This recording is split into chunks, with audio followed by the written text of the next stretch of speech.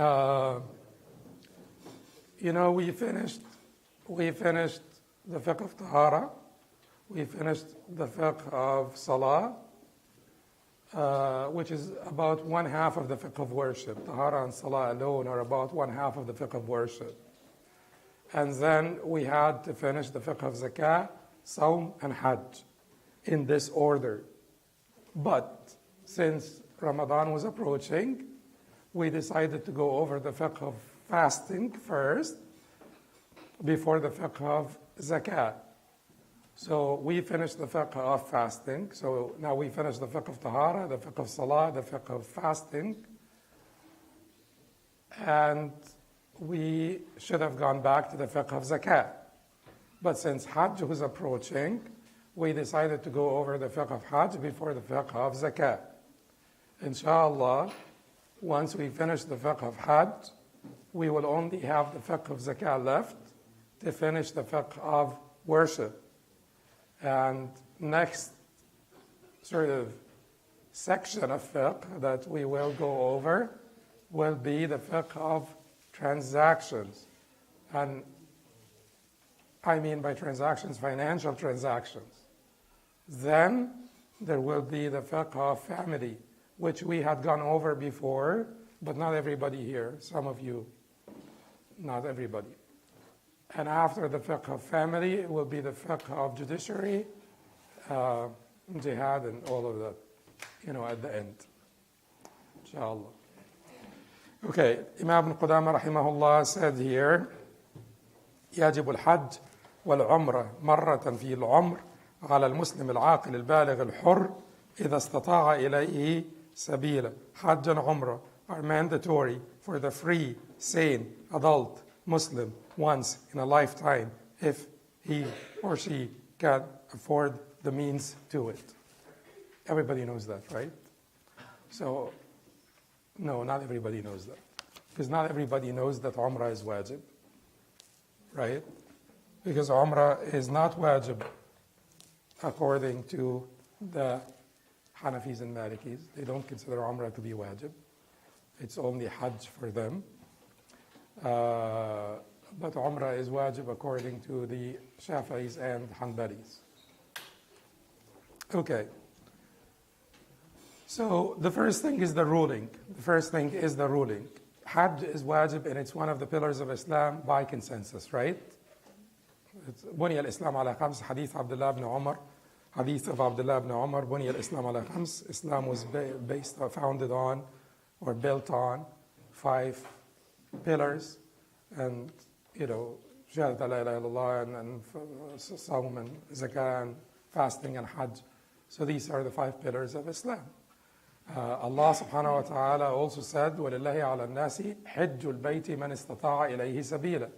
In Surah Al-Imran, Allah said, وَلِلَّهِ عَلَى النَّاسِ حِجُّ الْبَيْتِ, and it is due to Allah upon people, حِجُّ الْبَيْتِ, pilgrimage to the house, مَنِ اسْتَطَاعَ إِلَيْهِ سَبِيلًا, whoever can afford the means to it. So it's by the Quran, by the Sunnah. The Prophet ﷺ said, إِنَّ اللَّهَ فَرَضَ عَلَيْكُمُ الْحَجَّ فَحُجُّوا. Allah had made Hajj obligatory on you, so make Hajj. And by consensus, Hajj is one of the pillars. Now when it comes to Umrah, first of all of them agree on the great virtue of Umrah. العمرة إلى العمرة كفارة لما بينهما والحج المبرور ليس له جزاء إلا الجنة. This is, an agreed upon concept. This hadith reported by Abu Huraira in the Sahihain is agreed upon. From Umrah to Umrah is an expiation, or that basically Umrah after Umrah will expiate the sins between them. And al-Hajj al-Mabrur, the accepted Hajj, the Hajj that is accepted, there will be no reward for it except paradise. So the reward for al-Hajj al-Mabrur is paradise. And the Prophet ﷺ said, وَمَنْ حَجَّ وَلَمْ يَرْفُثْ وَلَمْ يَفْسُقْ رَجَعَ مِنْ ذُنُوبِهِ كَيَوْمٍ وَلَدَتْهُ أُمُّهُ. Whoever made Hajj and was not involved in obscenity, lewdness, or wickedness or any form of wickedness, then Allah subhanahu wa ta'ala, then he will go back clear of his sins like the day he was born, or the day his mother gave birth to him, like the day his mother gave birth to him. The virtue of Umrah is great. This is by agreement among the scholars, but they disagreed over the obligation of Umrah. The Shafi'is and Hanbalis said Umrah is obligatory. And why did they say Umrah is obligatory? Because Allah said in the Quran, وَأَتِمُّ الْحَجَّ وَالْعُمْرَةَ لِلَّهِ. Allah said in the Quran in Surah Al-Baqarah, وَأَتِمُّ الْحَجَّ وَالْعُمْرَةَ لِلَّهِ. And complete the Hajj and Umrah for Allah. For Allah. Keep in mind, the Hanafis and Malikis are being consistent. Because for the Hanafis and Malikis, if you embark on a sunnah, you have to finish it. For the Shafi'is and Hanbalis, if you embark on a sunnah, you don't have to finish it. So for the Shafi'is and Hanbalis, it makes sense for them that completed means the obligation to make Umrah and Hajj. But for the Hanafis and Malikis, they said completed means that if you embark on it, you must complete it. That's it. It does not mean that you must embark on the Umrah, that you must start it, but once you've started it, you must complete it. That's what the Hanafis and Malikis are saying. And then the Shafi'is and Hanbalis will argue that the Prophet ﷺ, as Ahmad reported from Aisha radiallahu anha, was asked, هل على النساء جهاد? Are women, is there any jihad binding on women? And he said, yes, عليهن جهاد لا قتال فيه الحج والعمرة. There is jihad binding on women that has no, basically, where no combat jihad or non-combat jihad, al-Hajj wal-Umrah. Hajj and Umrah is their form of jihad. And alayhinna means upon them. I just saw yesterday that I translated this as mandatory for them or something. That is my own Hanbali inclination. That even the translation is my Hanbali sort of inclination. But to be more honest in translation, I should have said upon them, not mandatory. Because upon them, it leads to a discussion whether this is one of the forms of obligation or not. Is it always one of the sort of phrasings indicative of obligation when you say alayhinna, upon them? We said lillahi ala nasi hajjul bayt, ala nas, upon the people, hajjul bayt. They all agreed that this means that hajjul bayt is obligatory. But they may say that it is not the word ala, upon them, that made this obligatory, but we have multitudes of other ayat and hadith that make hajj obligatory. So anyway, I'm just telling you that this is still up for discussion between the mazahib, whether Umrah is mandatory or not. Jabir, Tirmidhi reported from Jabir that a man came and asked the Prophet ﷺ whether Umrah is mandatory on him, whether Umrah is mandatory, and the Prophet ﷺ said, La, wa an ta'tamira khayrun lak. He said, no, it is not, and to make Umrah is better for you. To make Umrah is better for you. This hadith has good controversial authenticity.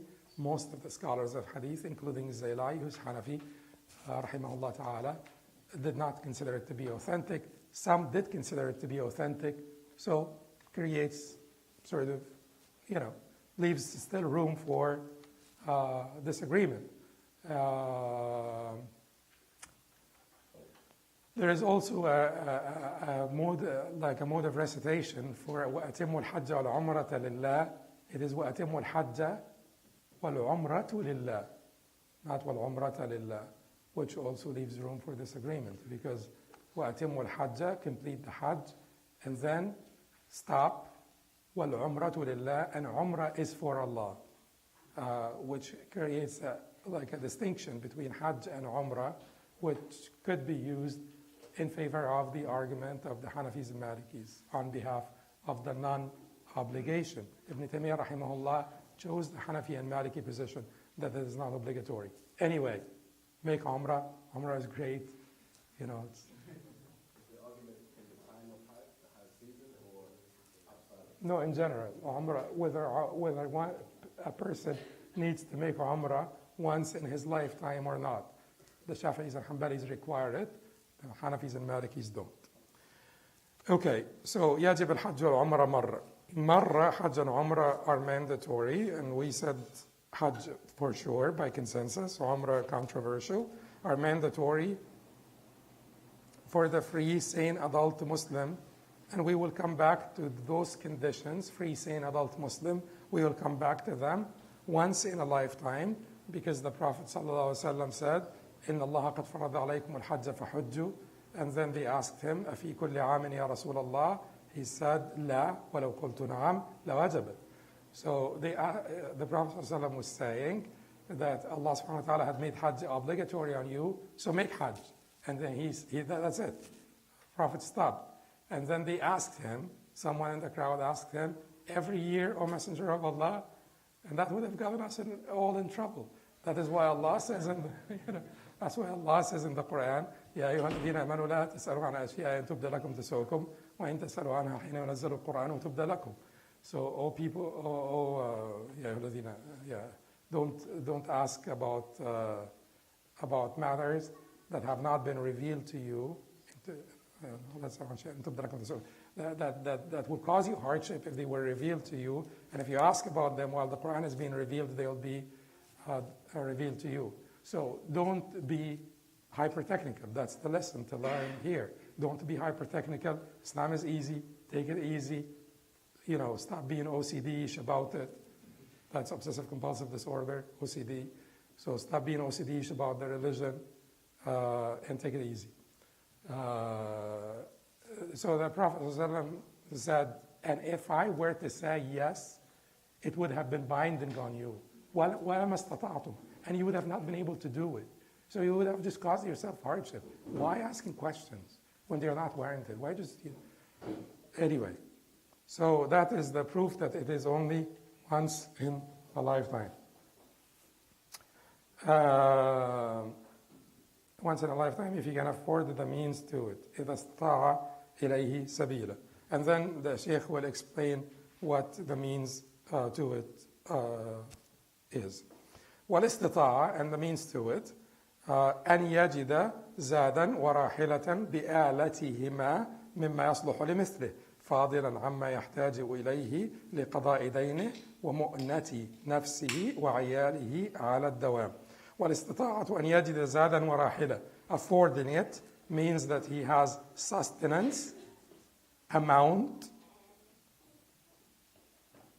and whatever is necessary for them, بآلتهما, whatever is necessary for them, مما يصلح لمثله, that would suit someone like him, فاضلا عما يحتاج إليه لقضاء دينه, in addition to what he needs to pay off his debts and to pay for sustenance, ومؤنة نفسه, for himself, sustenance for himself, مؤنة نفسه, وعياله, and his dependents, على الدوام, until he returns. على الدوام does not mean until he returns. I just translated it like this because that's eventually what it means, but I explained in the commentary what it literally means. على الدوام means forever. But we'll come to it. So affording it means that he has sustenance, zad, an amount, and whatever is necessary for them. What is necessary for them? So means of transportation and food, sustenance. Whatever is necessary for them is like the saddle for the mount and the utensils for the food and whatever you need for the sustenance and the mount. He said, مما يصلح لمثله, that would suit someone like him. And that is always there in the fiqh. And that tells you of the enormous flexibility and the consideration that the fiqh gives to people's conditions and how fiqh, there is no conspiracy to put people into hardship whatsoever. Which means that if the rahila, if you have a donkey that is unbefitting of you, you don't have to go until you have a donkey that is befitting of you, or a mule, or a horse or something.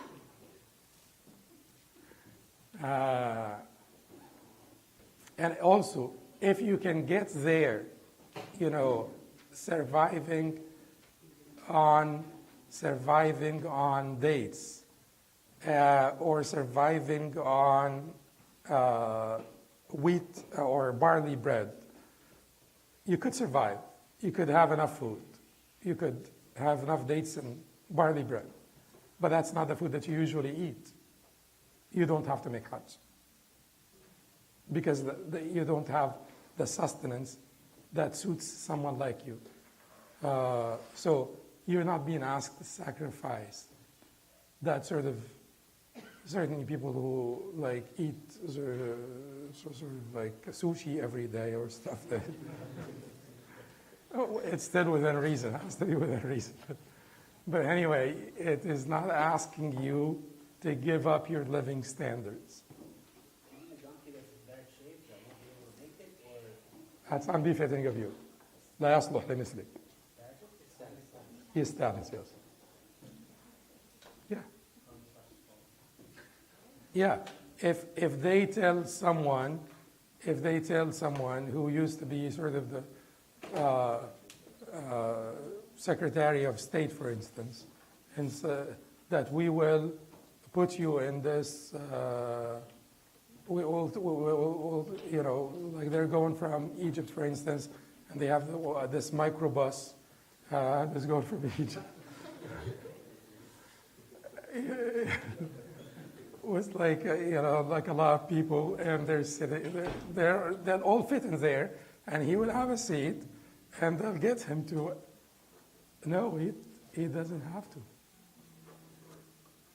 Yeah, that's what it means. لا يصلح لمثله مما يصلح لمثله, that would suit someone like him. The Hanafis went as far as saying, if he has extra stuff, and I'll come back to it.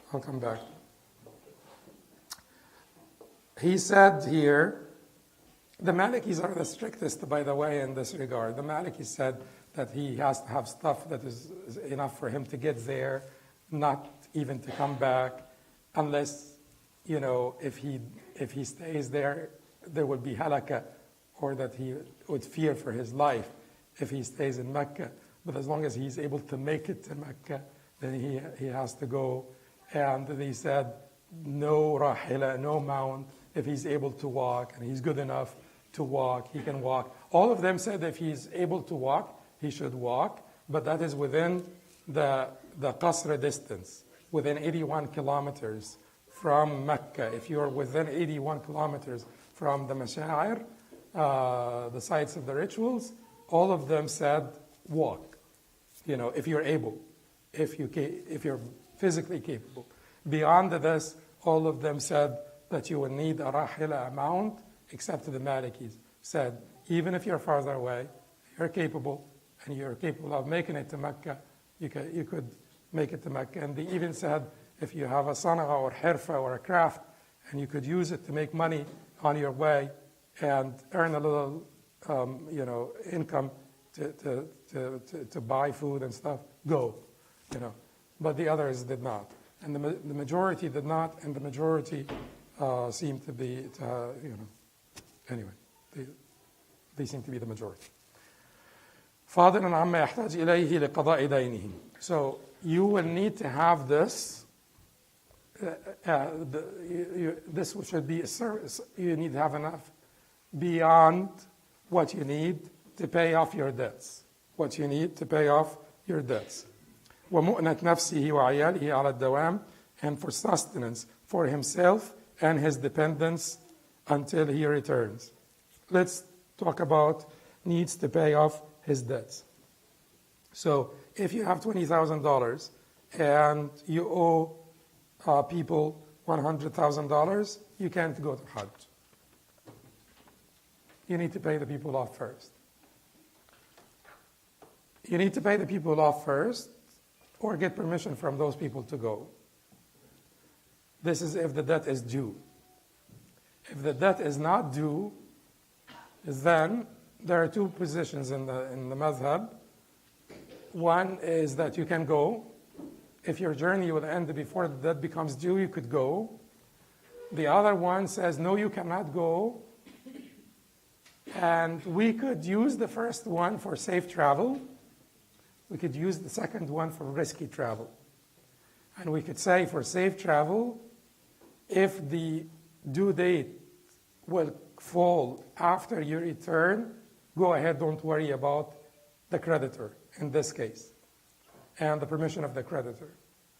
But if it is risky travel, you need the permission of the creditor, and the creditor does have the right to ask for kafil, which is a guarantee, basically presence, or security arahan. Security arahan. A guarantor, but this is a guarantor of you showing up, not a guarantor of the money itself, a guarantor of you showing up. And if you don't show up, then you don't guarantee the money. Anyway, so you will need to basically give them some assurance, guarantees that you'll pay them off. So what do we make out of this? Because most people have, particularly in America and places like this, most people are in debt. They incur those debts, mortgages, hopefully halal ones, to buy stuff. And, so in this case, the debt, the debt is not all due.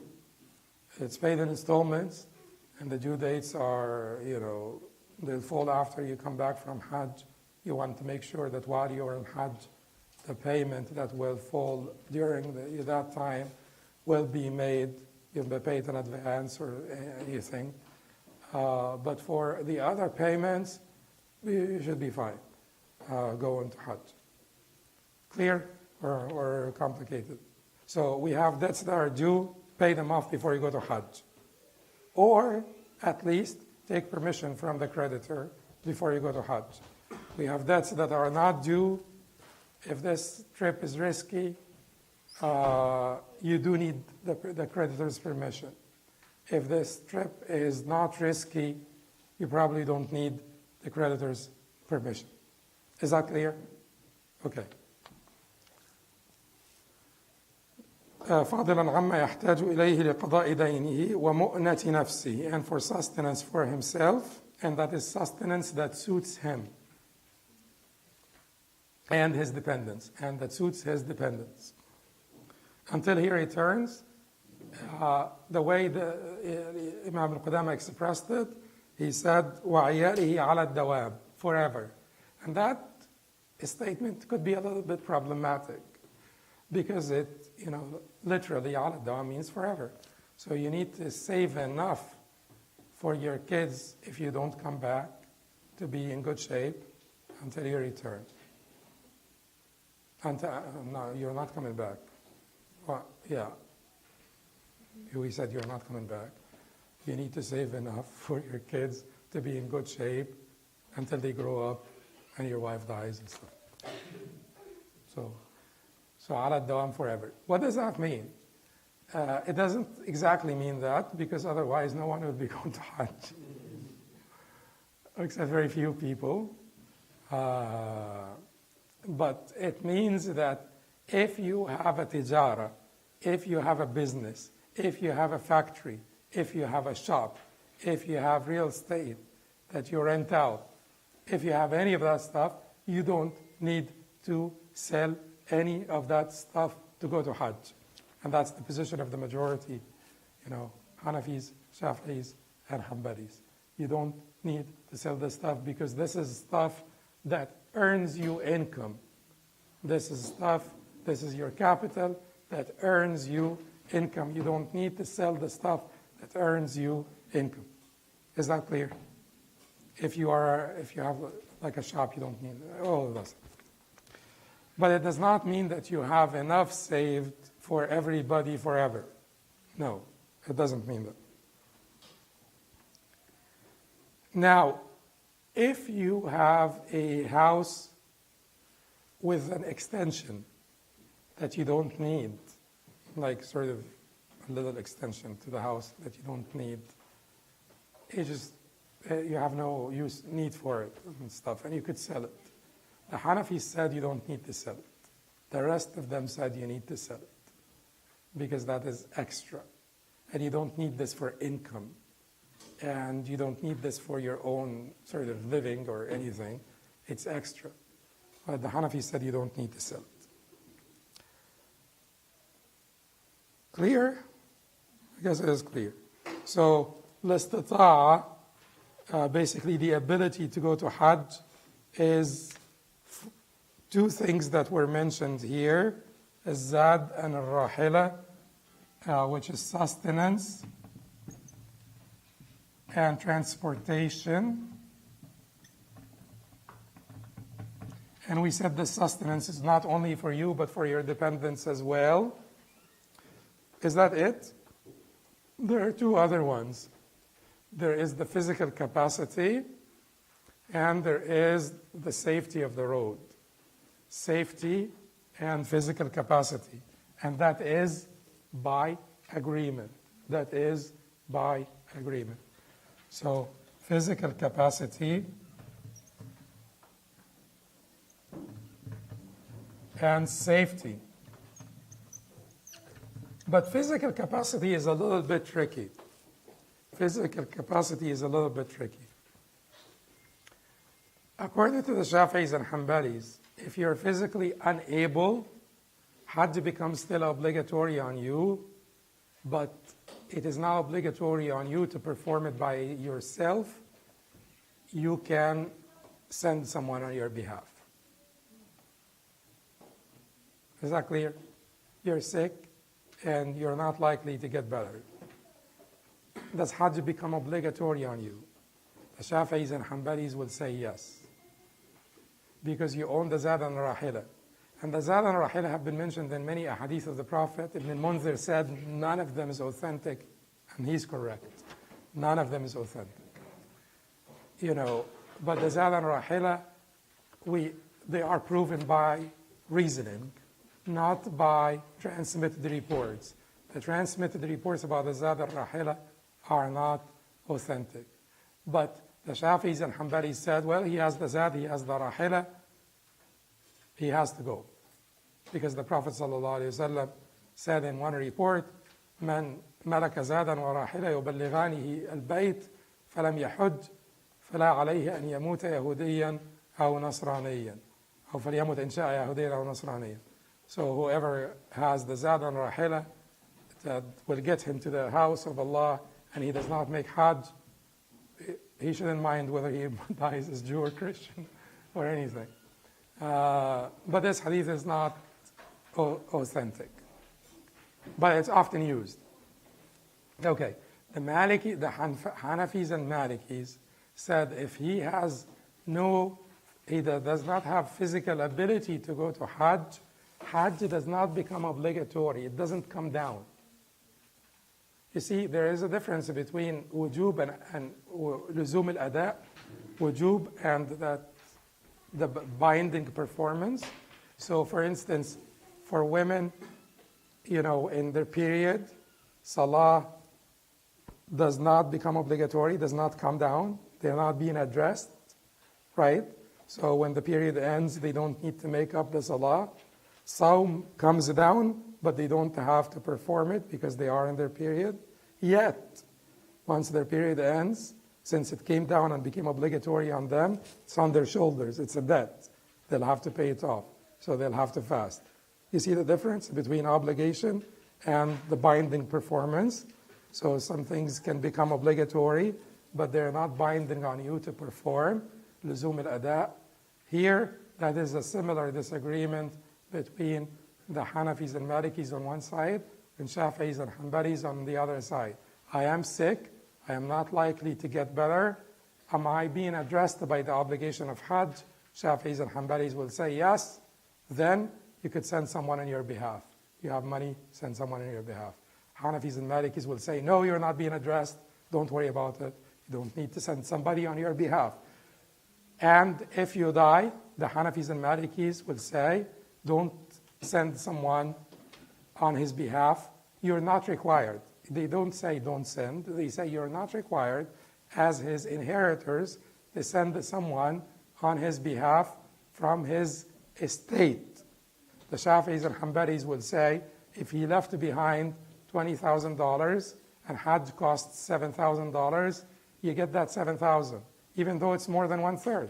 But you take it out from Ord Marihi, from any, if he left, $8,000, the Hajj costs $7,000, you send someone on his behalf to make Hajj. That's Shafi'is and Hanbalis. Because Hajj became obligatory on him when he was alive and he did not make Hajj. Hanafis and Malikis say this is ibadah badaniyya. This is a bodily worship like Salah. If he dies, no one is required to make it on his behalf. If you are kind enough to make it on his behalf, they will not. They will basically cheer you on and everything, but they will not require it of you. They'll think it's commendable and good and everything, but they will not require it of you. Is that clear? And in all honesty, the Hanafi and Maliki position seems to be a little bit stronger, because when there is no clear proof, you don't need to befool people into hardship when there is no clear proof. And if someone left behind $20,000 and left behind 2 kids, you probably want to leave them for the kids and not send someone to Hajj, not give 8,000 of them to send someone to make Hajj on his behalf.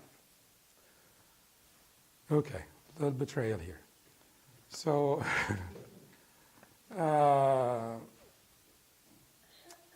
but keep in mind also that the Malikis and Hanafis will say that if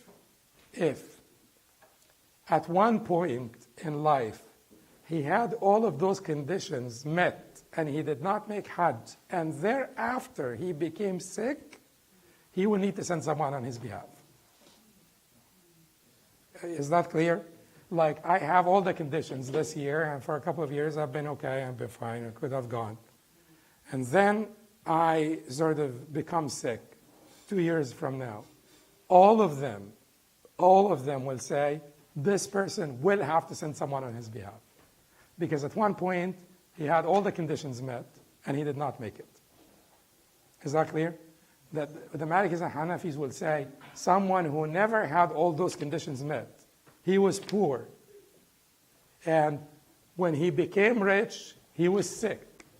At no point was he capable financially and physically.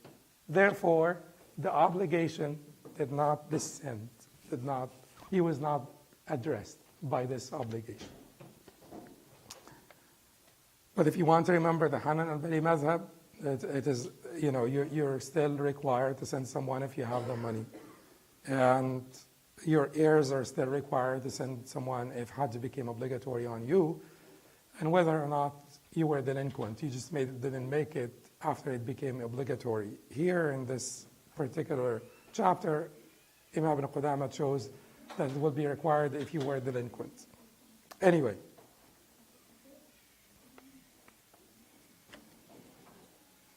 Sustenance, transportation, physical ability, safety.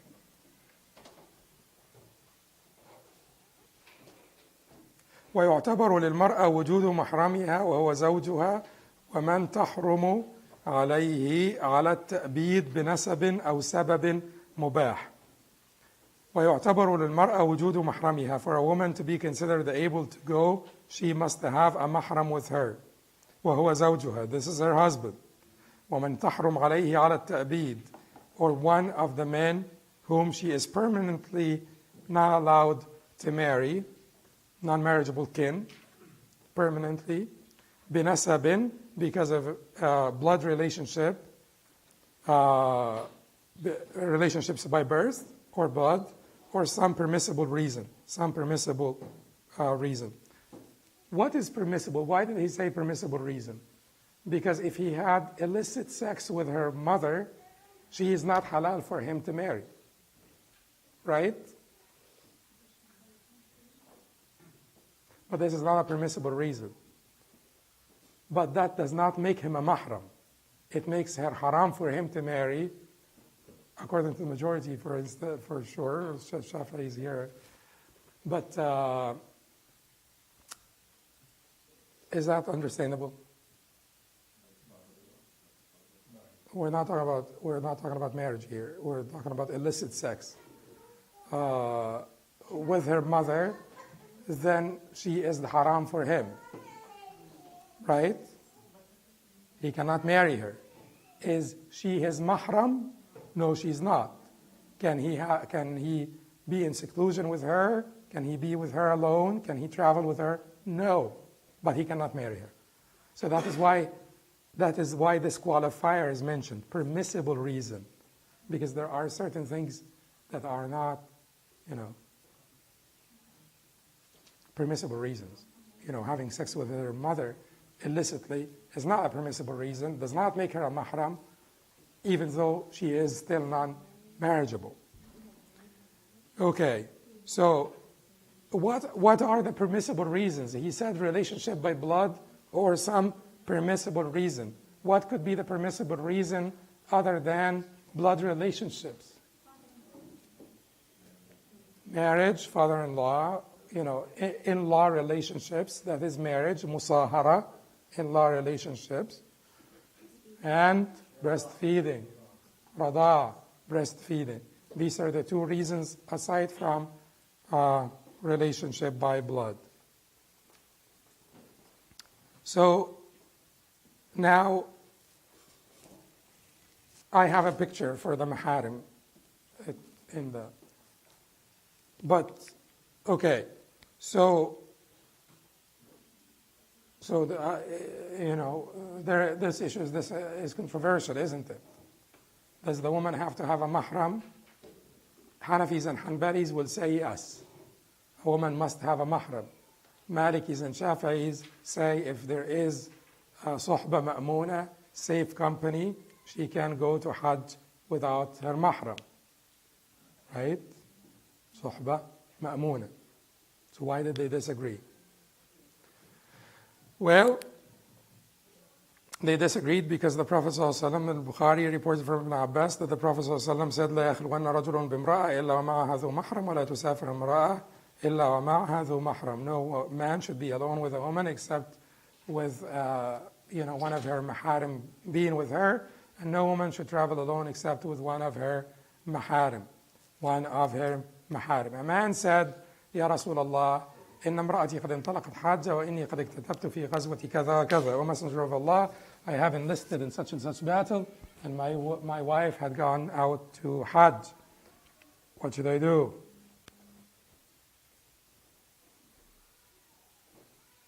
We didn't talk about Hajj being al-Fawr or al-Tarahi when we talked about the hukm. Remind me to go back to it. Fawr and Tarahi. Okay, what should I do? The Prophet ﷺ said, انطلق فحج مع امرأتك. Go catch up with your wife and make Hajj with her. So now the Shafi'is and Hanbalis say that this is so pertinent because the Prophet said she should not travel, and this was concerning, and this comment from the man or question from the man even highlighted that this is about Hajj, should not go to Hajj. The Malikis and the Malikis and Shafi'is say no. He said to him, go out with her. He did not blame her for going out alone, but he said to him, go out with her. Be good to your wife. Why do you leave her? Go out with your wife to Hajj. And give that precedence over going out to jihad. So that doesn't mean anything. Then we come back to the text itself. A woman should never travel except while having a mahram. What did the Prophet ﷺ mean by this? That's a long discussion. We covered it before. Do you want to repeat it, or should we move on? Move on? Repeat it? You guys want to move on, and they want to repeat it. This is the hawa, the passions, the biases. Like, the biases are coming out now. We said, إجابة لإماتة الهوى. Okay. Anyway. Well, the Shafi'is and Hanbalis will always have the clear text. A woman should never travel without a mahram. The Hanafis and Hanbalis, not. Malikis and Shafi'is, can say that the Prophet ﷺ also said to Adi ibn Hatim, as Bukhari reported also, the Prophet ﷺ also said to Adi ibn Hatim, لَإِنْ طَالَتْ بِكَ حَيَاةٌ لَتَرَيَنَّ الظَّعِينَ تَرْتَحِلُ مِنَ الْحِيرَةِ حَتَّى تَطُوفَ بِالْبَيْتِ لَا تَخَافُ إِلَّا اللَّهِ. If you live long enough, you will see the lone woman traveler set out from al-Hira until she makes, on a journey to al-Bayt, until she makes tawaf around the Bayt, not fearing anyone but Allah. And certainly this would create a disagreement, right? Because apparently the Prophet ﷺ here is not simply foretelling the future. He's foretelling the future in a way that looks, sounds very favorable. Like, so he's saying that there will be enough safety that a lone traveler who fears Allah, who fears none but Allah, will go out to the Bayt from al-Hira and make tawaf. Which means that once safety is guaranteed, according to those scholars, once safety is guaranteed, then she can go out in a safe company. في الصحبة المأمونة. But anyway, no, this is not going to be settled. But certainly, women should not be prevented from going to Hajj without their mahram, because we have two out of four mazahib that said that she may go out with صحبة مأمونة. At any age. Well, if she's less than 7 years old, then by agreement, they will let her go. Huh? No, but they will let her go. Yeah, but they will let her go. They will let her go. Well, if she's more than 7, they will not let her go, whether it's wajib or not for anything. They will let her go. But if she is more, then that's when they...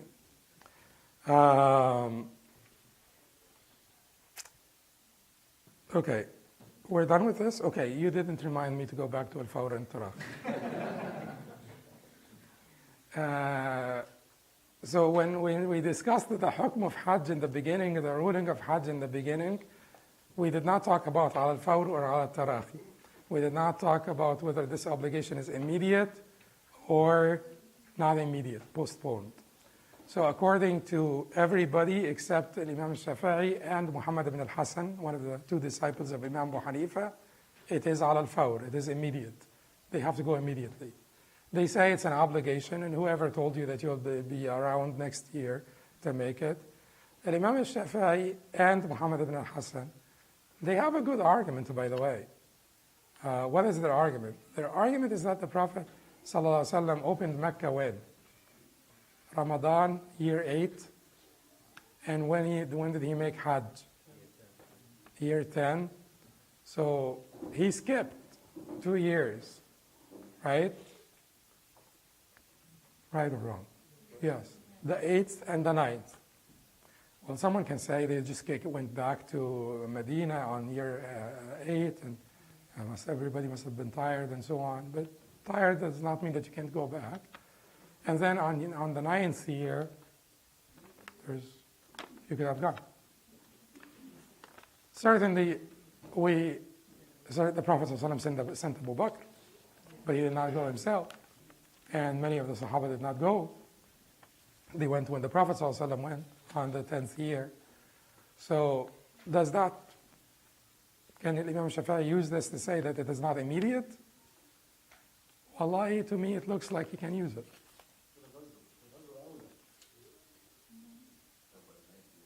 غزو فين؟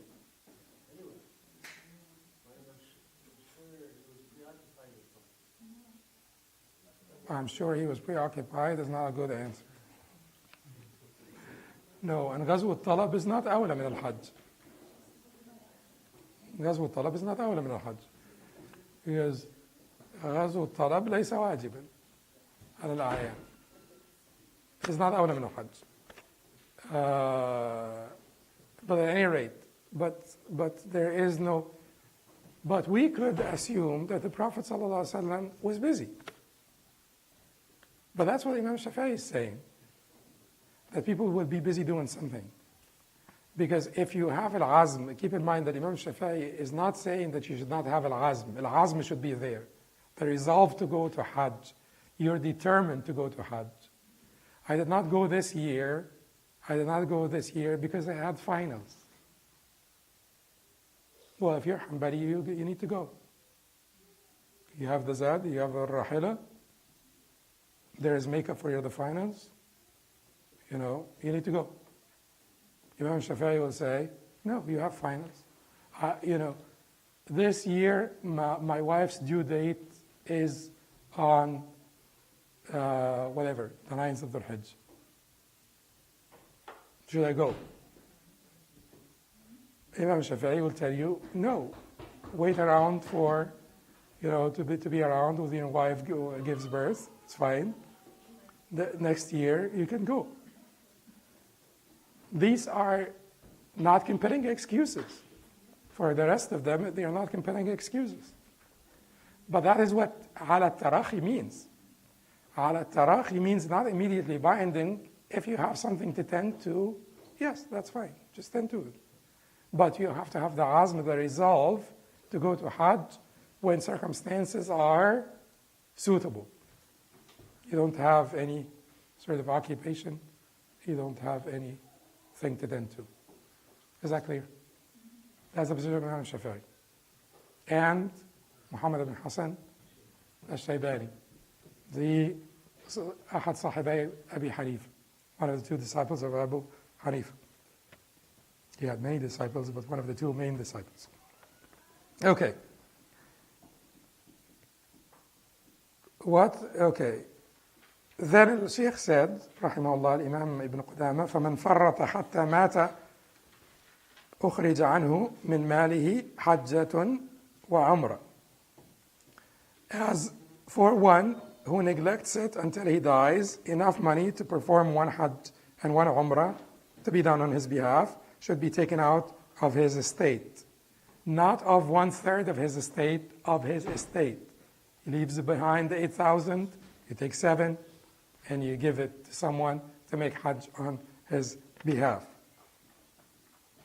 of his estate. Now, so why, and who's saying this? The Shafi'is and Hanbalis. And why are they saying this? Because the Shafi'is and Hanbalis are considering this to be a debt. What is their proof? Al-Bukhari reported from Abdullah ibn Abbas that a woman came to the Prophet ﷺ and said to him, إِنَّ أُمِّي قَدْ نَذَرَتْ أَن تَحُجَّ فَلَمْ تَحُجَّ حَتَّى مَاتَتْ أَفَأَحُجُّ عَنْهَا. My mother made a vow to make Hajj, and she did not make it until she died. Should I make Hajj on her behalf? And the Prophet ﷺ said to her, أَرَأَيْتِ لَوْ كَانَ عَلَى أُمِّكِ دَيْنٌ أَكُنْتِ قَاضِيَةً. What do you think? If your mother was indebted, owed people money, would you have paid off her debt? She said, yes. He said to her, فَقْضُ اللَّهَ فَاللَّهُ أَحَقُّ بِالْوَفَاءِ. Then pay Allah off, Allah is most deserving. Pay Allah off, Allah is most deserving. The Shafi'is and Hanbalis took this to heart. And then they felt that, this Hajj has to be made, on behalf of this person. And they also said that a person who's sick, we went over this, right? If he's sick, but he has money, he has to send someone. That's Shafi'i and Hanbali, not Hanafi and Malik. If he died after Hajj became obligatory on him, Ibn Qudamah says here farrat, it is probably farrat or not farrat, whether or not he is delinquent. But if he died after Hajj became obligatory on him, you will send someone to make Hajj on his behalf. Hanafis and Malikis said you don't need to send someone. Because this is the ibadah badaniyya, this is the bodily active worships, like the salah. You don't need to send someone on his behalf. And the Prophet ﷺ was giving an instruction and a recommendation. She was willing to make Hajj on behalf of her mother. He is telling her, yes, you can, would be nice, good, etc. Okay.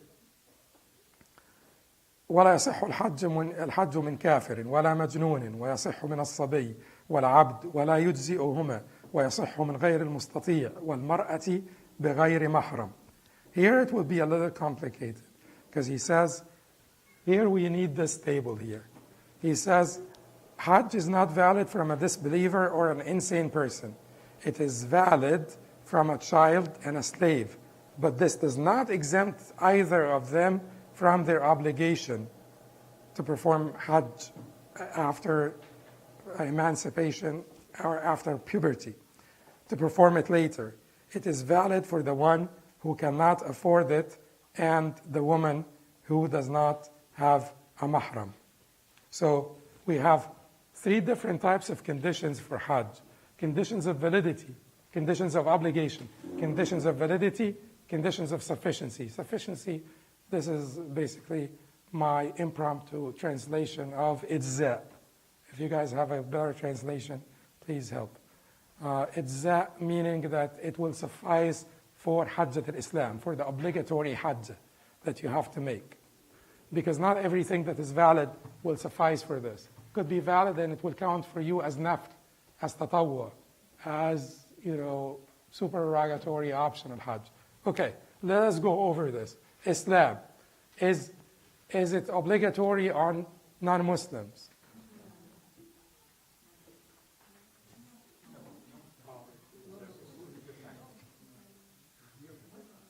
Okay. By agreement, you will not force them to do it. Okay, by consensus.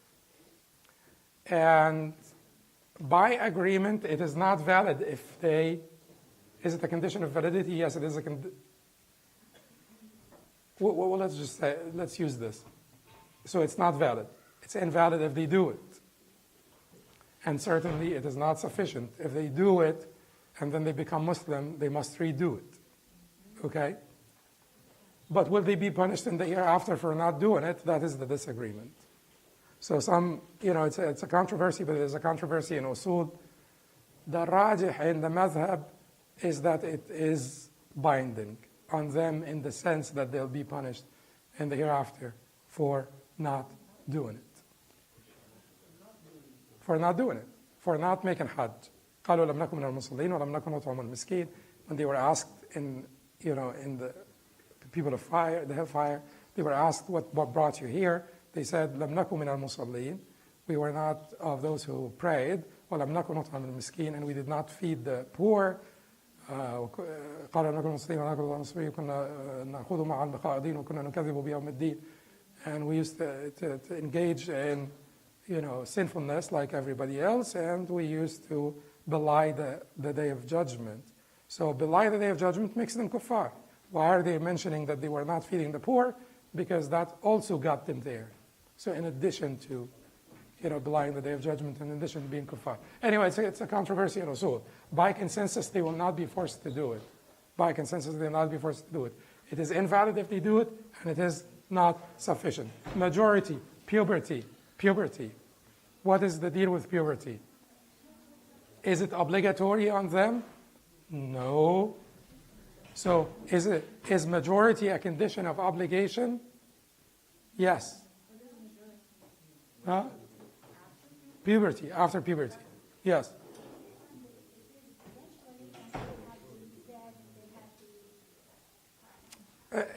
My use of symbols. Okay. So let me use the. Okay. So it is majority, guys. Majority. It's one of the names, because you're minor if you're less than the age of puberty. You're called minor. Majority is post-pubertal. Guys, you're American, guys. Anyway, but no, okay, that's okay. I am going to remove it.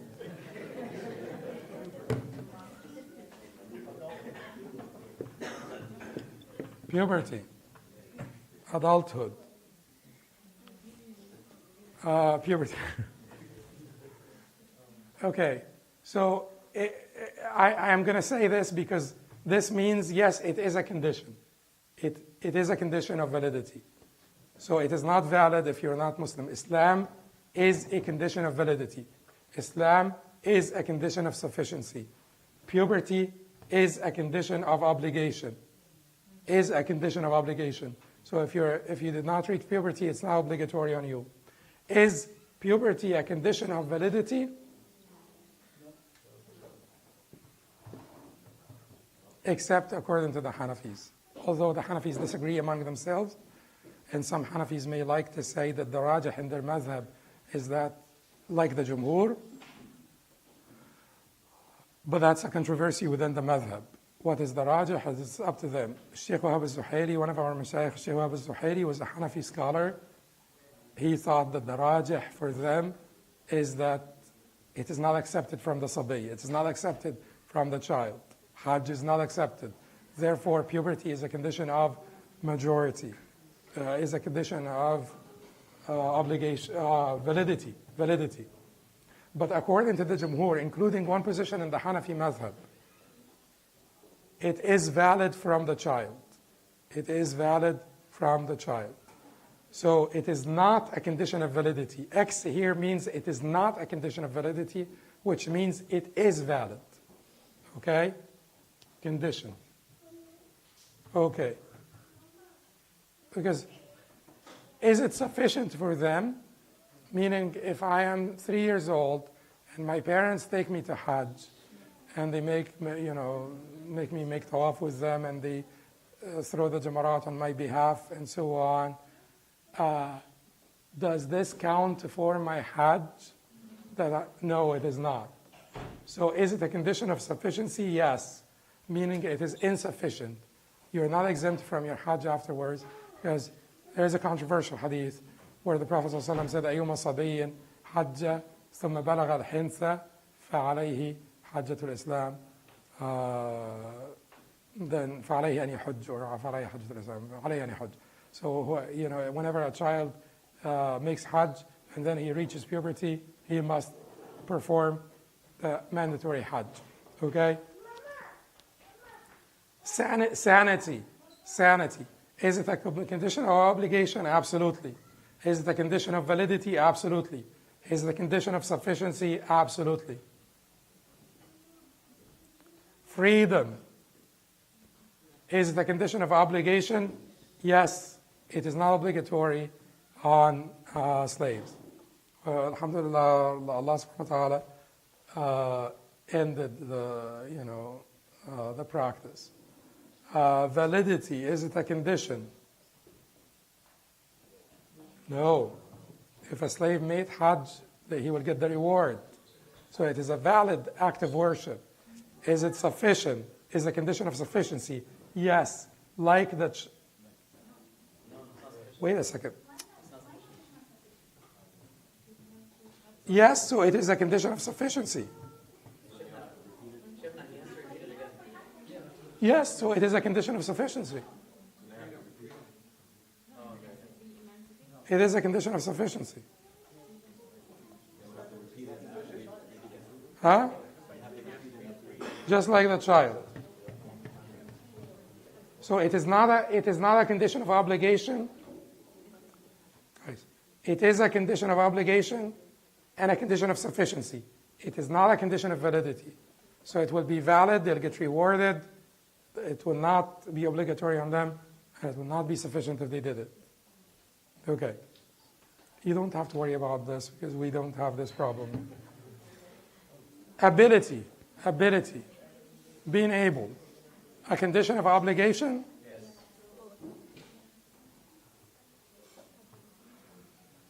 No, not always. No.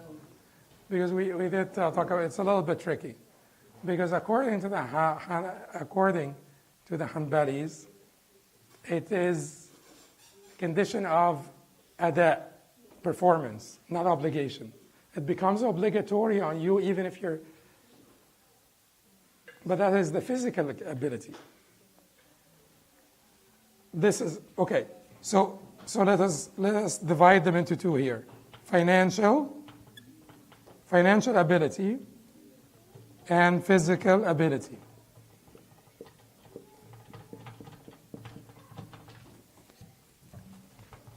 Financial ability, condition of obligation, absolutely by agreement. Condition of validity, no. If you're financially incapable and you still made it, it is valid. Condition of sufficiency, no. If you're financially incapable and you still made it, it is valid and it will be sufficient for you. That's it, you made your Hajj. Okay. Physical ability, a condition of obligation.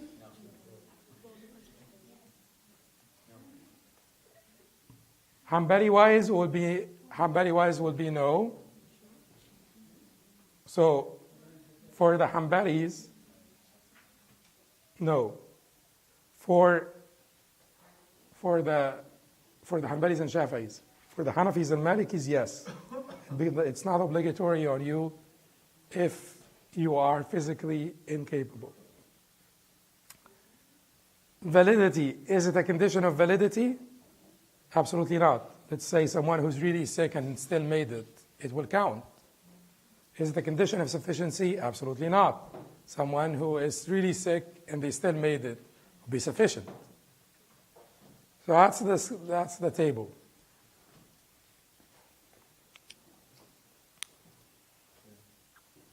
Okay, then mahram. You wanna add mahram here? Because this is for women. Mahram. A condition of obligation. Well, according to the Hanbalis, for sure. It's a condition of obligation. I mean, if we tell her that you're not going, we can't tell her it's wajib on you, but you can't go.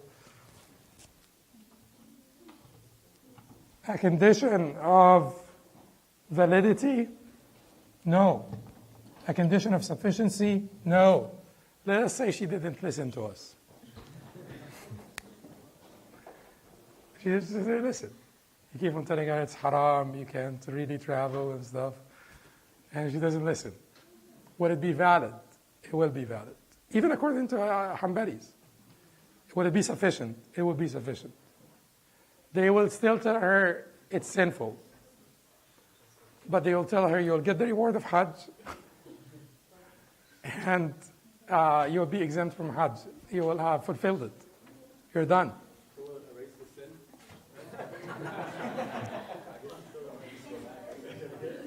Okay. That's a good question here.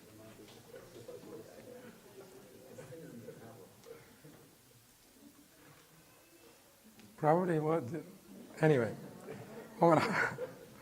ومن حج عن غيره ولم يكن حج عن نفسه أو عن نذره أو نفله وفعله قبل حجة الإسلام وقع حجه عن فرض نفسه دون غيره. وقع حجه عن فرض نفسه دون غيره. So, as for someone who performs Hajj on behalf of someone else, when he has not yet performed it for himself, or performs Hajj to fulfill a vow, or performs a voluntary Hajj before performing the mandatory Hajj of Islam, this will count as the mandatory Hajj and will not count for anyone else. Now, let us say someone tells you, go make Hajj on my behalf. You did not make Hajj, and you go make Hajj on their behalf. You did not make Hajj. You go make Hajj on their behalf.